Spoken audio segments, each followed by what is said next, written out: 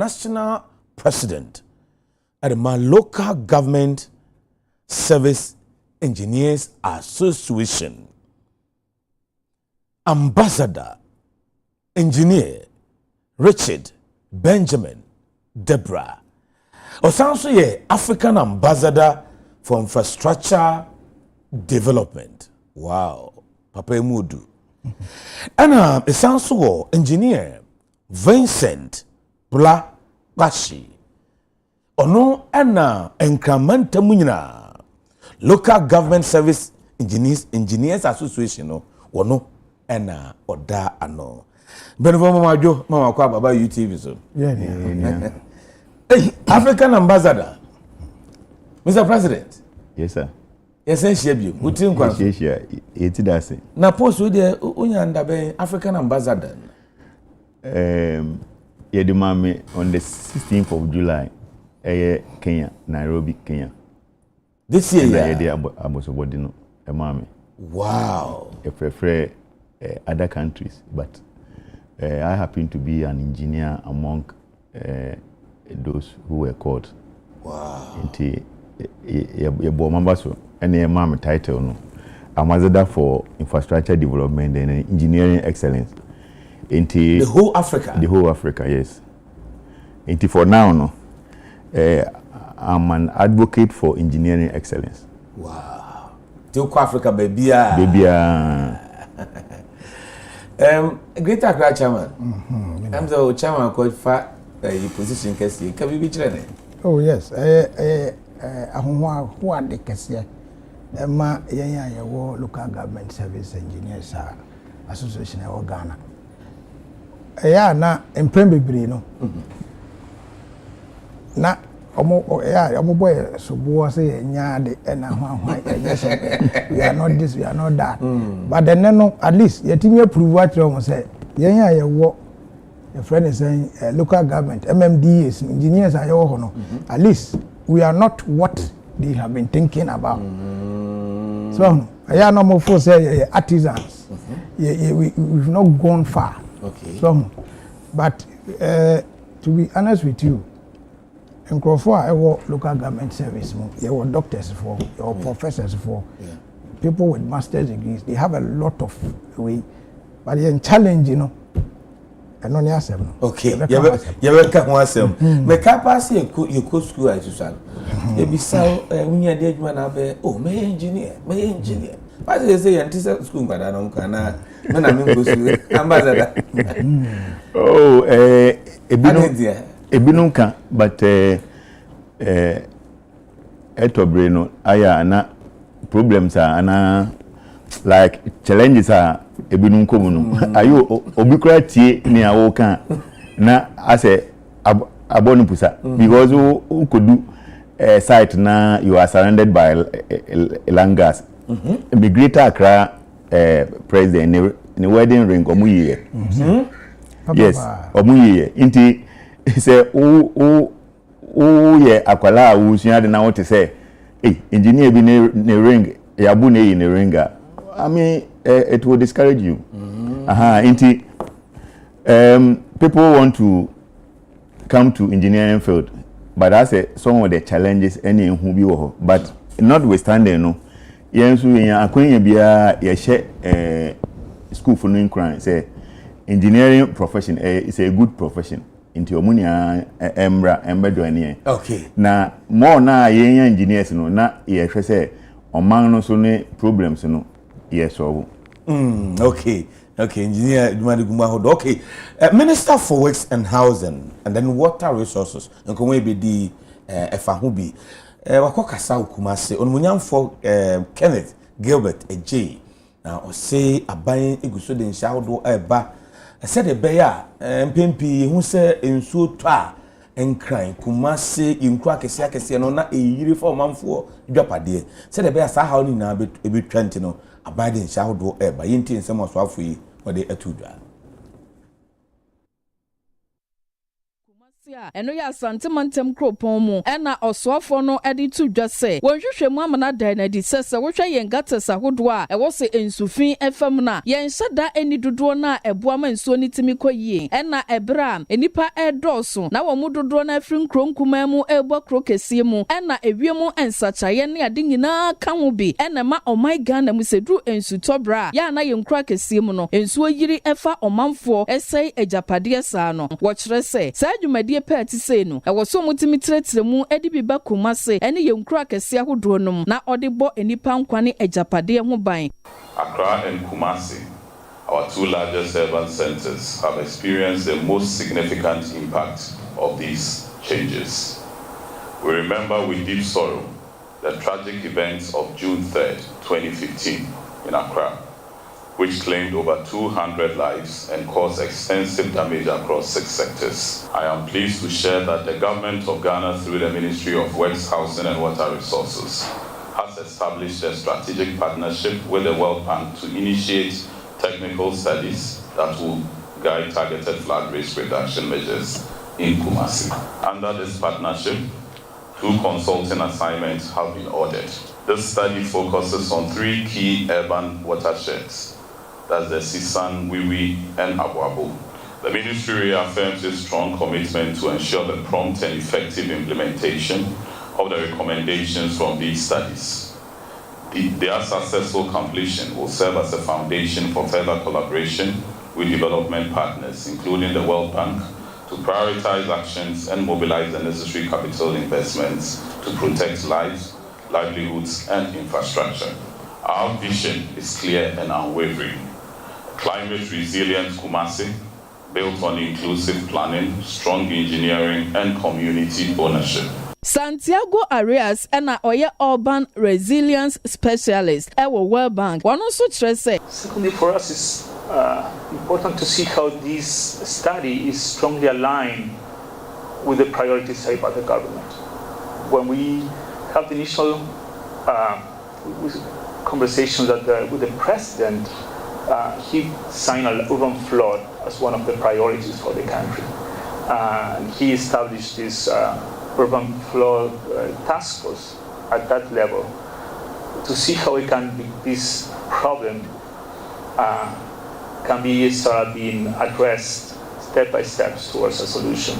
So with the support of the GFDR, which is the funds, which providing the funds for this activity, we were able to engage very quickly with the consultant firms who bring the global knowledge, the methodologies, the technology, how the world is thinking this problem.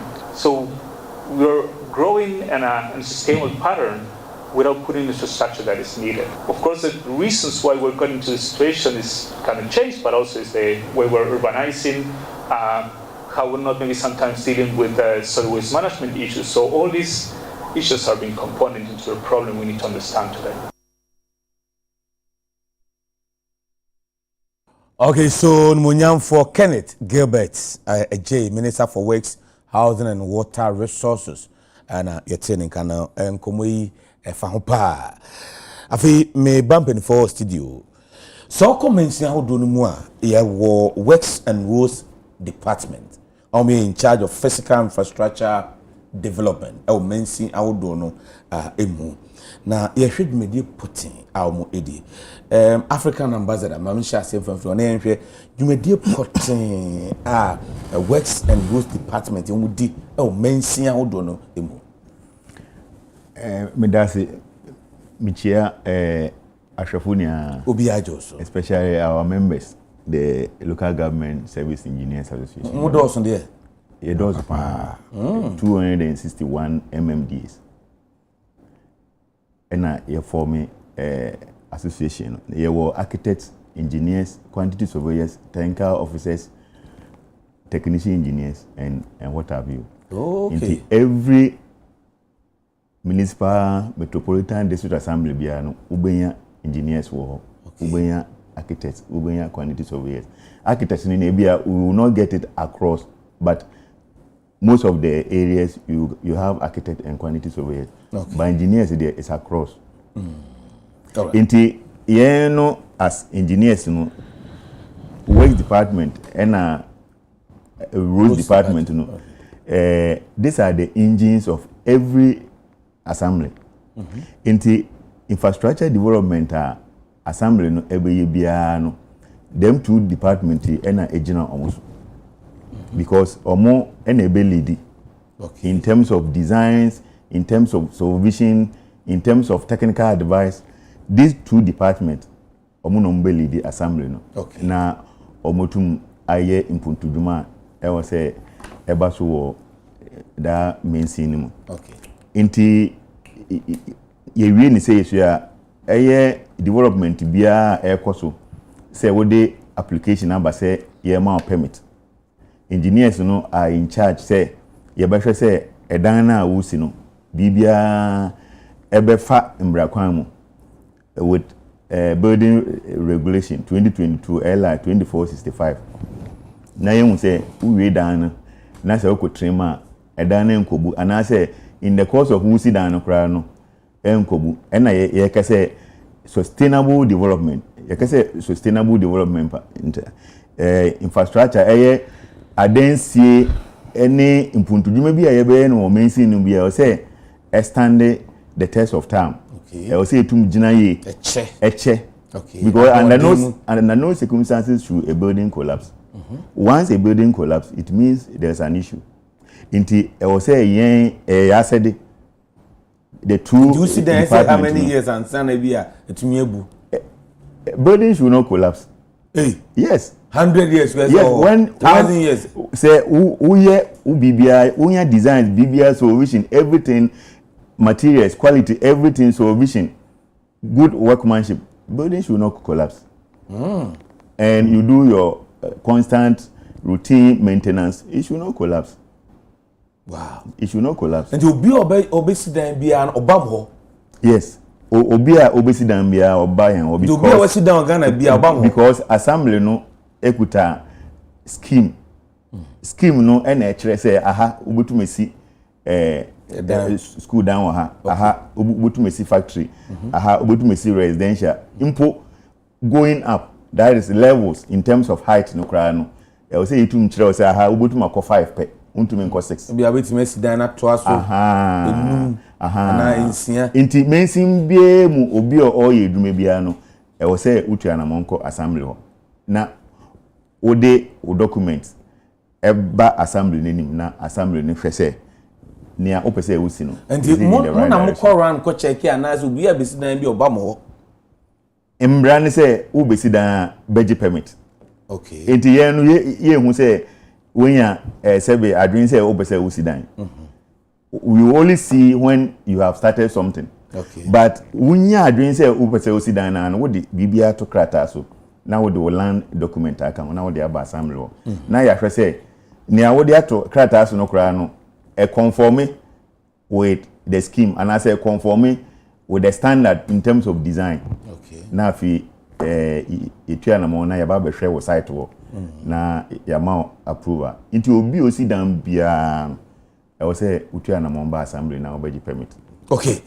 Greater Accra president wonso memra ho na yen hwe modwumadi efe akono kama say the ambassador cheche me no mo na mo forward mo ko forward how ben na mo face modwumadi amudimi ye say o ring kra akoyira is it what of kra na eno fortunately o mo de buy almost and longer go the ipa ebi wo 18 I check by year I was 25 years ago. All right, 25. Wow, utinka.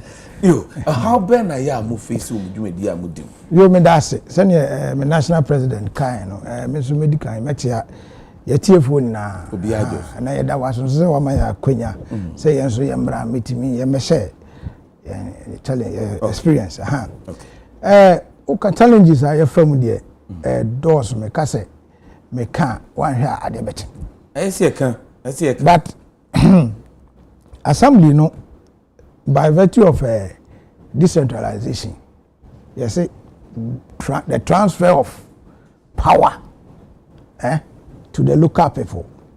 Intimate they say aban no ankasa no ye na nan musifo okay the various MMDAs nim mensi ahodo amensi ahodo nyina mu enti no wo hwa a wo kira na ya dwuma no anya dwuma da fo especially say over the physical infrastructure development where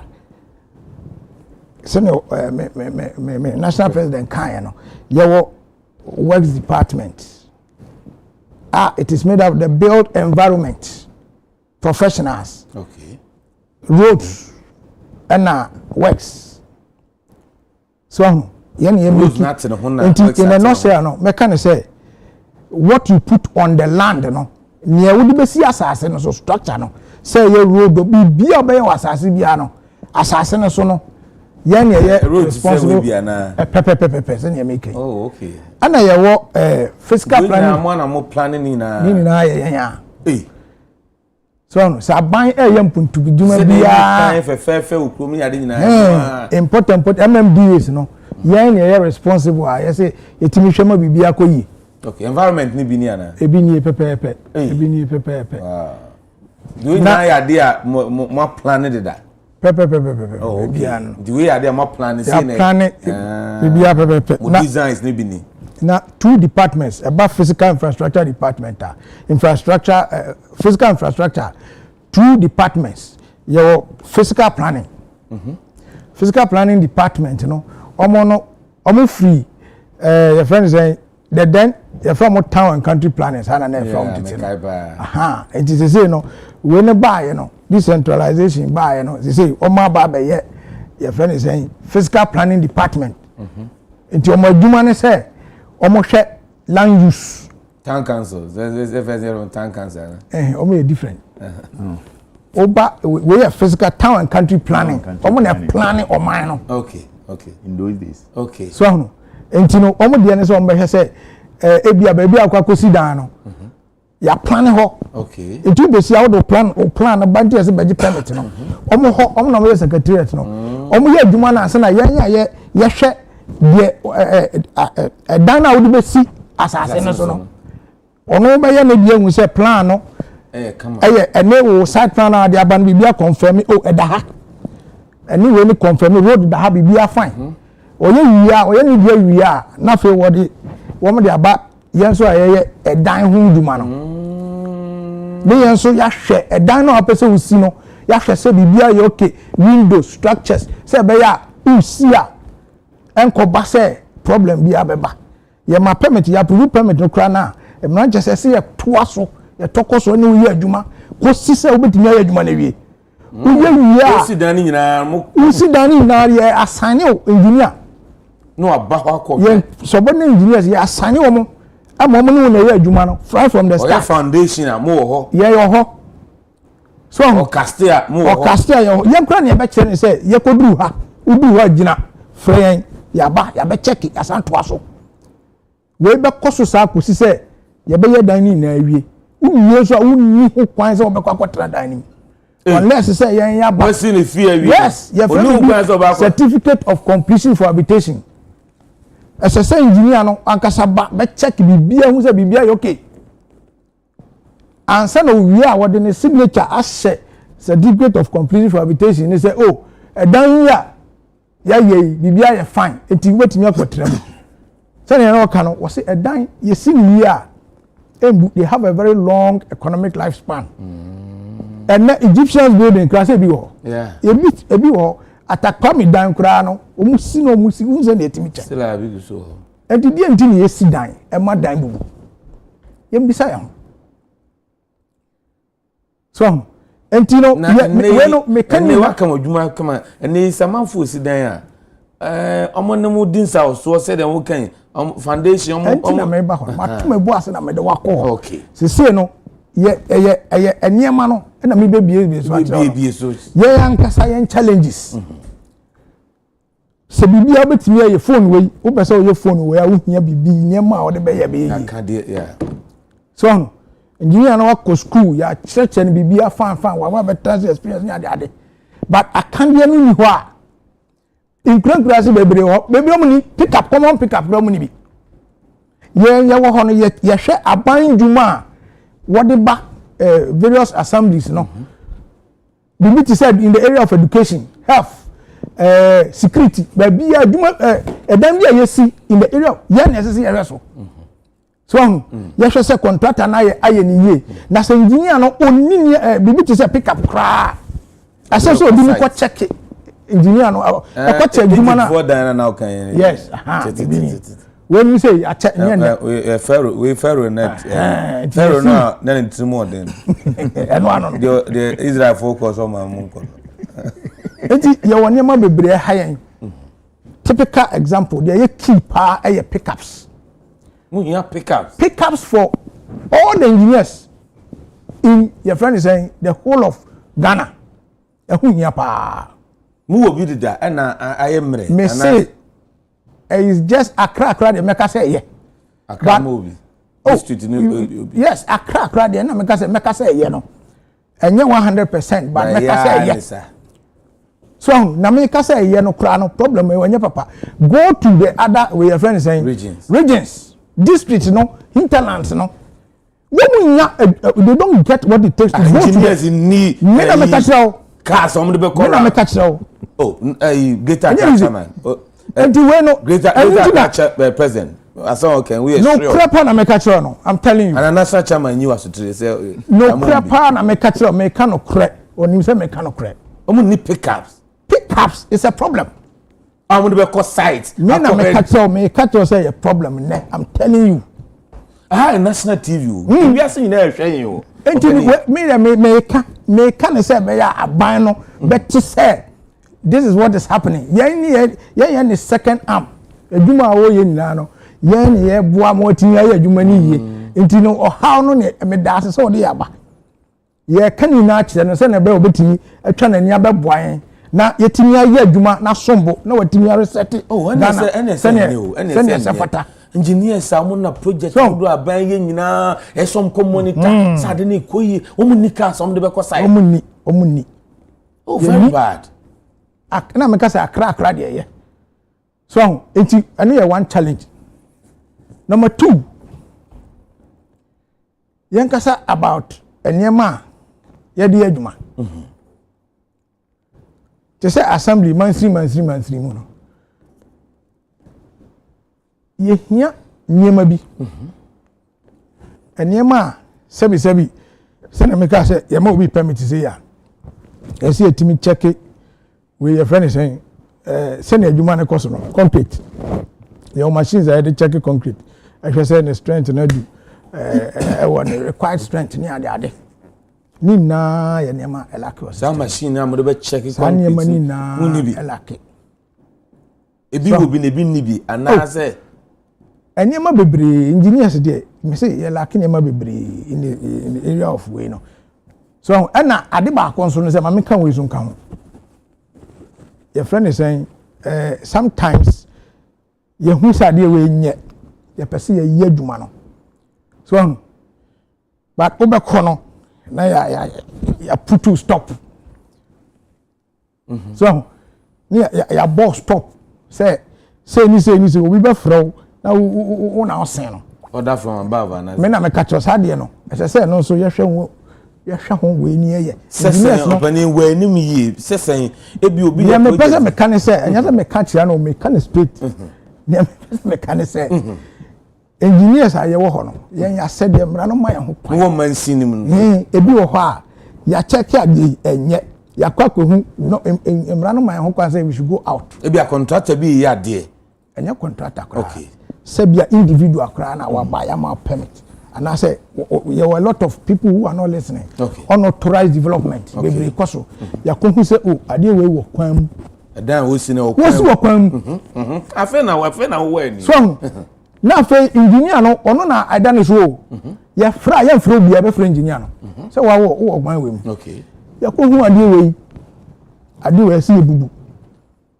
e wo kwan bibi a che say wo kwan bi wo kwan ye si wo ba bia nsuo say sometimes no wo ko hu no ne ya boss stop order from above me na catch ya boss stop wan hwi ya wo be kire wo kokko ye wo di we ko ya wan hwi ya ma so a wo be hu family no na 300 years ni ana de no so ba bia wo no e be ha no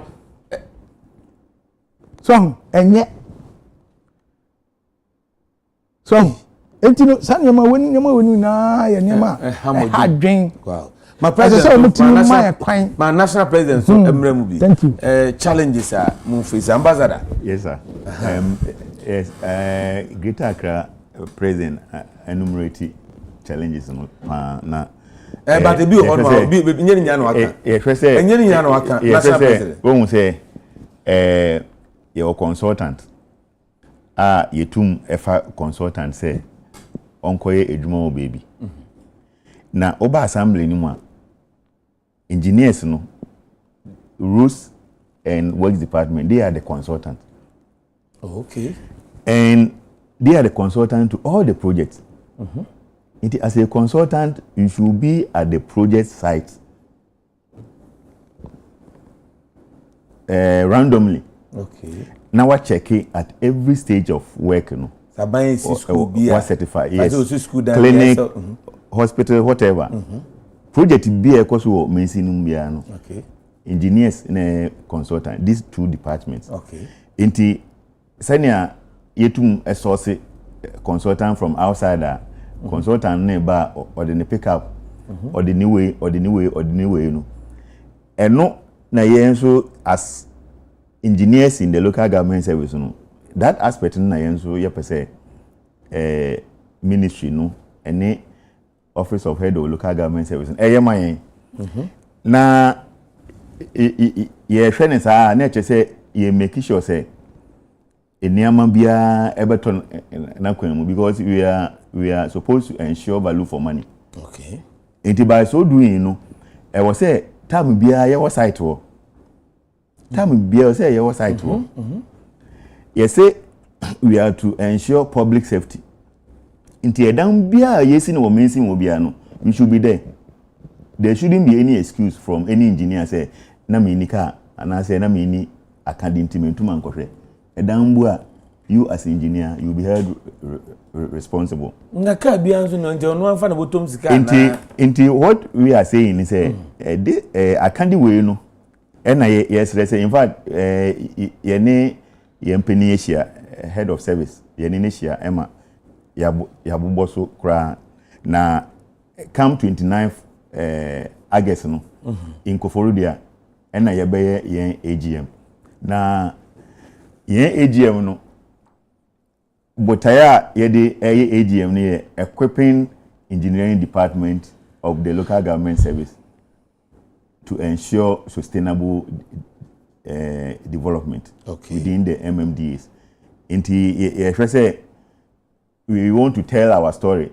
Yebeka ya ase machre amansan na ya say emwa ebeba na emwa ne ba no na asudi bi ba yen so say e wo say eniama bi wo ho a ye hwe say bibia ato na kwan mu nti ye ka say department no are the consultant, the works and the rules department are consultant, so they need to be resourced to be able to deliver effectively until 29th of August. Moko Kufodia. Yes. And we know penifo be na maton sa from penifo ya ton sa fre Minister for Local Government, Chieftaincy and Religious Affairs, Honorable Ibrahim Ahmed is coming. Honorable Kenneth Ejay, Minister for the born stories. Yes, Works, Housing and Water Resources is coming. Yangasa Yempeni, Head of Local Government Service, Professor Lord Kweku Mensah is also coming. Yen Chief Director, Mrs. Felicia Jeman is also coming. Wow. And if you Regional Minister, Honor Dumedine Esini Nanso, Eastern Regional Minister on Soba. Now, Yen Chairman Pano ye Professor Jesse, only Director of Works. Oh, okay. Also, Director of Works. It is also ye Eduma ye na bi ono ena oba betna edum na wahwe Dumedine ni na akoso na 261 assemblies, engineers in India, it's a gathering of family, a gathering of all the engineers to afford us tell our story to the world. And you know, this is best. I hand why you Juma woman Ghana say we do any career. Okay, me my age man 22 years. Me 22 years na me wo me. Hey. Mako West Akim Municipal Assembly. It's a mankesi Suhum Municipal Assembly. Suhum Ku Afram Plains District Assembly. Tiasi. How dey no wabre. La Dadu Kotopon Municipal Assembly. La. Okay. And then CCR de me wo tema West Municipal Assembly tema. Oh, okay. Inti senior no can me di 2 years wo Afram Plains without a vehicle. Yes. Tina will trap and do. Me di 2 years. Oh yes. In fact, there was a time we went to Bompata on our way back. 5 minutes to the riverside Echi. Our boat nearly capsized. Nearly. Into for 1 month na me who am sure we him say, but me who say we nipa. Yes. Edumano easy. Nka so won to ne dane. Yes.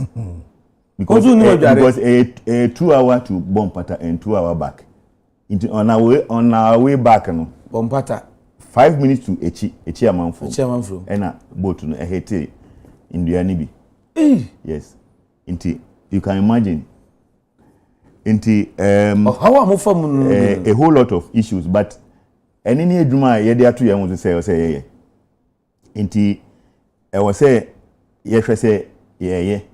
Now even cry no apart from logistics we are also talking about training. La Dade Kotopon say I said langas who do Ukraine dey. See obo muni ade na.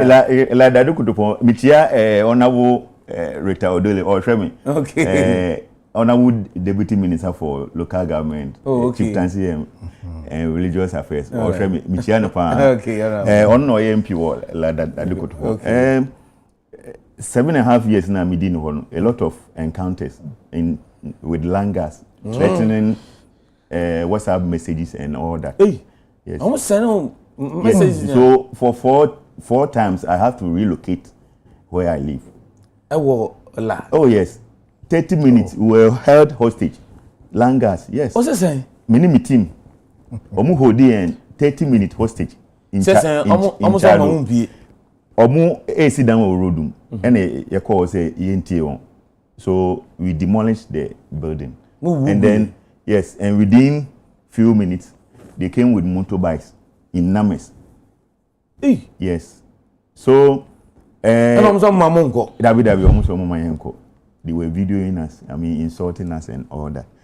Edumani the day na mo am protect me as by because you go out as a civilian.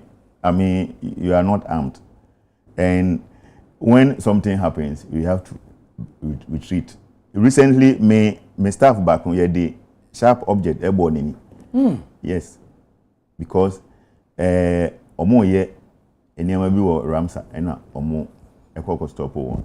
Inti we go through a lot of challenges, but no say we have to renege on our responsibilities. What we are saying is aban so ya saying our madam ministry no and so ya saying na omo say certain logistics are omo de be man ama edwuma no emu aha man kakra na amanfo no so ya yesumo no so ya sumo ye amomu so enya assemblies, various assemblies, because we are in charge of local governance in terms of education, in terms of health, in terms of social service, whatever.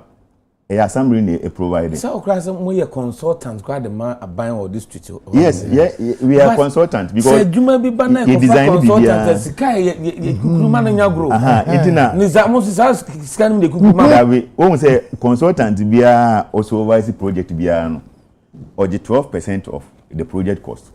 So if the project is 2 billion or 2 million Ghana cedis, or the 12%, when engineers are supervising project, we don't take anything because we are staff of the assembly. You see, all that we are saying is at least omunso you are saying with logistics. Now some of you are muji work permit sike mu do. Nse scan fine. Scan assembly IGF, internal generated fund. Emamo inti ska ye bejibia eko assembly coffers na assembly no e dey develop nti ho na e was say assembly so omunya priority be say okay these are the consultants to us, these are the engines of the assembly nti yen say e tua na mo a process no mo dey ba no ye be make sure say nka eyie bia no yen to pickers mienu kra ma mo because area bi so pa most of the assemblies now one car construction is said that when you even have a prefab or a precast component no before you are aware within 1 month we raise it a dynasty. Yeah, so you need to be at every so point in time. I say 9 years. Na se permit mu jiska kese pa ze bo adan ketwa e wo de mo je se abansora e wo de mo je depending na wo industrial way e wo de mo je siska mo je mu dupa da be depending na wo ye ministry of local government, chieftaincy and religious affairs or the fee fixing and guidelines in terms of permit fees aba. In the assembly bia you can't go beyond that. Okay. In the you charge on every application. Application is it depends what application and baba your commercial, your multi and all that. Based on the baba and I the every month. Okay. Greater Accra chairman, Vincent Blah Pashi. Yes, sorry so. Unim say ha UTV de ha na Ghana nyina hwe. Yes, no correct. Penifo ahwo nya gro. Me kura ban penifo what Japan is Yokohama mo hwe hwe. Ka be bi kiro asem atwa to be ka kiro. Yo, me da se, menia. Ne me kan na ne say. Me be say me kan bi fa flooding ekoso. Aho. Eniema enan ene hard ya adwen wo man mu. Baako ye lack of planning. Mienu eye human attitude. So miensa eye lack of maintenance. So okay, so na sane ma miensa we no. Ese se ye nhwe na yentimi ye de betimi asesan abrabo. Planning no ye se na make kan wasem say town and country planning. Bibia be bia you need a plan. E dan kra obi sikra. Ohia plan ansa na watimi yes. Oh yeah. Enti oman mu nyina kra no so ehia plan. It is a plan ni ho a na che say bibia wo ye bia wo ye no basa. Enne de enti na nkrofo esi dan won suo mu. Ye de ye ya say bi o even do ye nya ne ma no a say etimi de ye bomoden ye ni ebetimi aye. But nipa no a wo kwakoto asase no na wo hu asase no ba bia mekoto no enye no na wo yes eye nsum na wo still a won sese se e ho na ope wo beto wo to a wa fele na fe nsu bia nsu be fa no na ayasem ye koka na fe wo si minim this minim that ye njai sa attitude no. Number 2 in the area of maintenance and also ya de ba ko e hadwen be fa road sector no a wo say before obey road and also obey drain biano, you do a lot of calculations and whatever. What check bibia so na obetimi design ama ade na dimo. Beginning question me say so we design no a beginning ade na ya microphone complaining. Attitude. Yes sorry a na ye to bola na ye to niema whatever. Yen say nsuo fam no na fa ya block. Anya say yen kwan no enye o. Road away a friend is and got test no. Drains na say nso ni from no achoki nti periodically ni yankasa so yentimi mo aya ho be area bi aye wo no yenye communally bakakra ne ye tititi because I see yentimi boy ho na aban so timi boy o twa sa aban mra ta be no beba sade ni choku wi nso ntimi nko ntimi kakra me wo ne say sisi a no yen yankasa yen so yentimi mo aya ho na aban ntimi mo aya in those areas no so sane be ya bibia betimi akoso aman ye. Thank you. Okay. Lack of maintenance one come on some. So can you mention? Okay, and I make say a lack of planning, a human maintenance, attitude. No, a honor, and I made the far was a bibiti say drains I made the far road. Okay. Say drains I We need to how do we maintain it? Okay. Road be a road be a maintenance plan. As I said, no so you follow up. Okay. And he said, young fan say why a road in a way.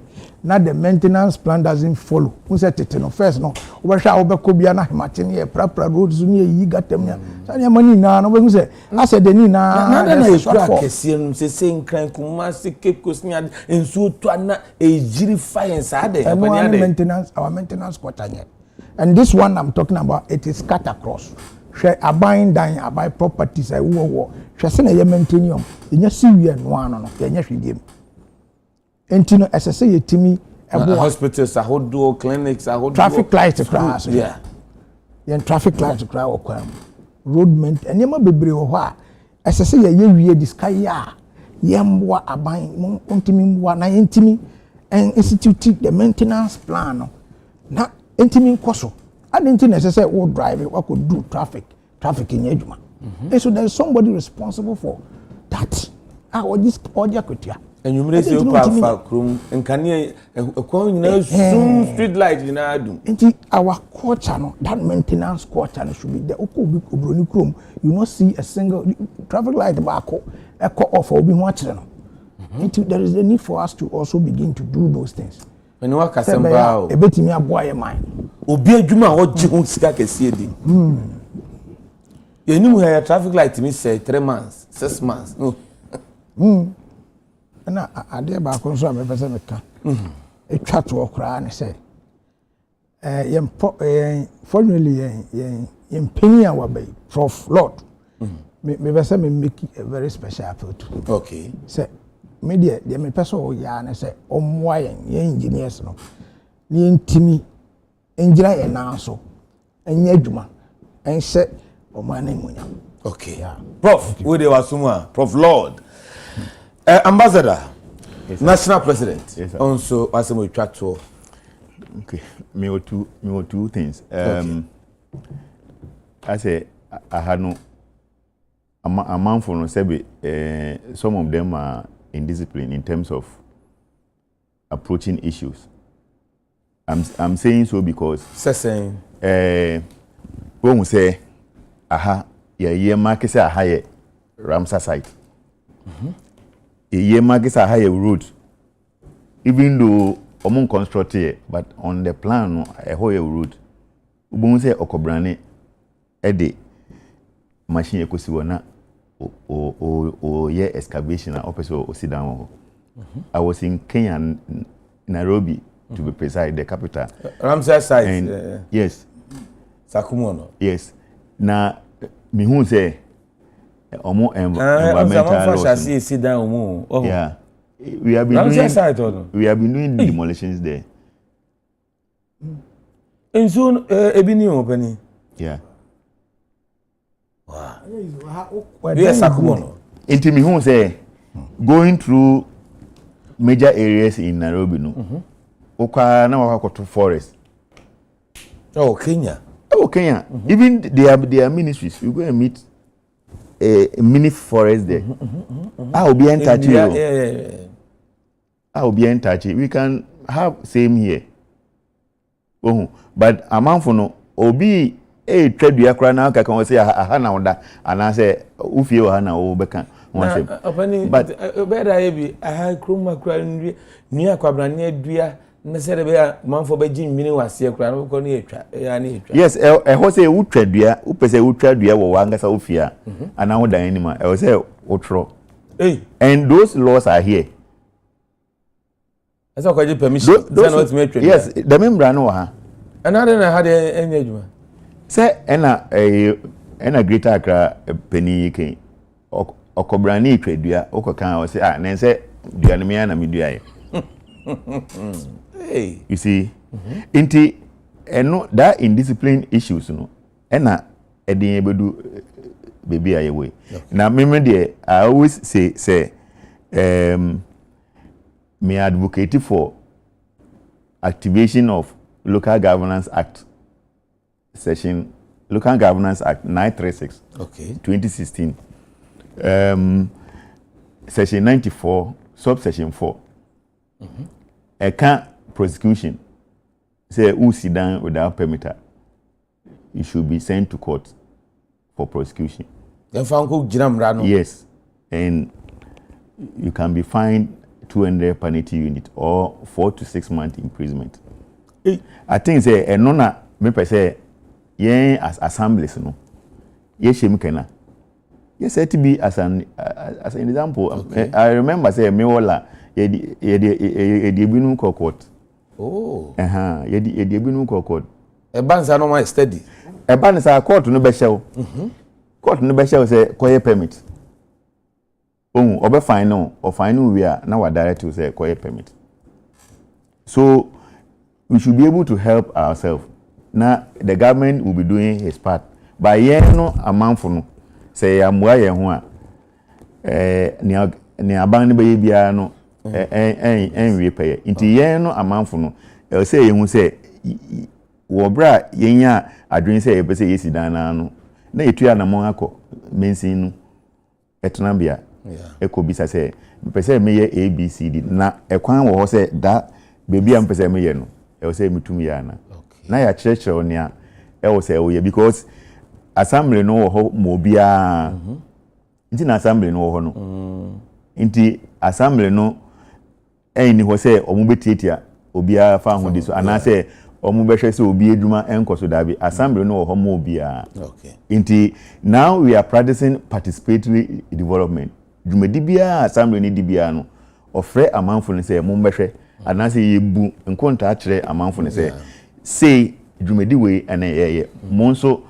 mo ndia ewum ana say mo asema o say mo ka kire ana say nchichime o say yede mo ho ana ato asema ana say nto aso na ya hwe na yeyi deme nsemfuwa ne nia no nti assembly ne de amanfo ne nti na assembly ne wo ho nti mesre obia say utua na mo bia obeye ubesi dan e say wo ba assembly na obeji permit na afi so no as engineers no me shase no me kan building regulation 2022 LI 2465 na tama yedi dam building regulations ni bae no e say kan engineers no itum training omo itum sensitize omo about this building regulation. Okay. Yeah, we find our way to get into it.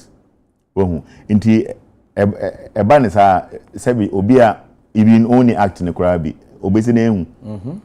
Inti I say yenya training apart from the logistics no. Okay. We should also have constant trainings. I mean technical trainings are obi o offer na edwuma I say we train ABCD. Okay.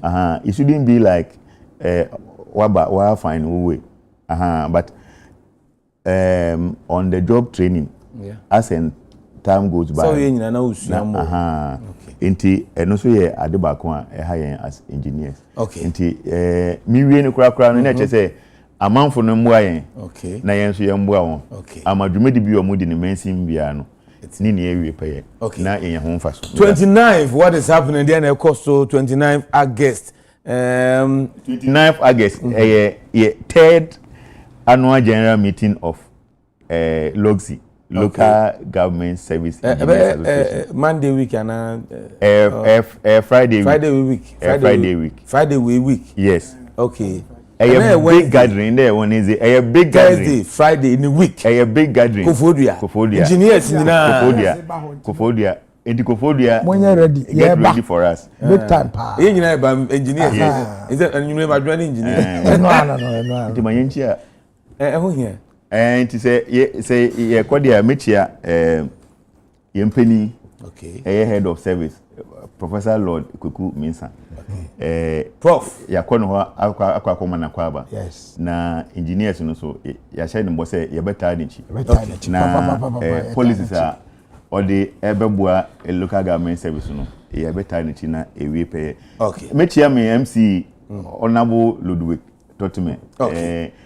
Tema MC. All right. Mechia na mechia me won kafone asorofu ni a. Mame na mase ye brene ko nti mame na mase. Na Papa Jerry hwɛ den Papa Jerry general manager Golden Star FM Angona Swedro. Papa Jerry ya fele wate ya dawo pa anwure nya minhira sɛ wagye na ɔhwɛ mamenda ambassador engineer Richard Benjamin Debra Ase, National President, Local Government Service Engineers Association, Ghana. He's also the African Ambassador for Infrastructure Development. Oji post in 2 months in here, Kenya, open new trinkwa. And Engineer Vincent Black Kwashi, a Greater Accra President.